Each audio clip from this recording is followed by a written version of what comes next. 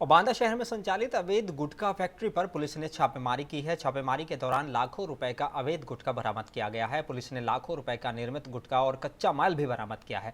अवैध गुटखा फैक्ट्री को संचालित करने वाले 4 लोगों को भी पुलिस ने गिरफ्तार किया है। मामला बांदा जनपद के शहर कोतवाली थाना क्षेत्र के पीली कोठी इलाके का है।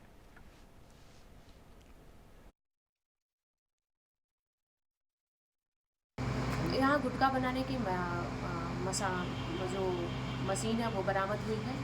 कच्चा माल काफ़ी मात्रा में बरामद हुआ है। पैकेजिंग हो रही थी, फ्रॉड नाम से उसकी ब्रांडिंग हो रही थी और पैकेजिंग हो रही थी।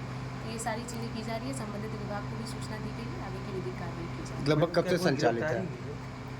हाँ, 4 व्यक्ति मौके से पकड़े गए हैं, जिनको आगे विधिक कार्रवाई में उनको शामिल किया जाए। संचालित कब से लगभग मैम कुछ जानकारी मिली? संचालित में अभी ये जांच का विषय है, क्या कब से संचालित हो रही थी। सूचना पे हम लोगों ने तत्काल ये कार्रवाई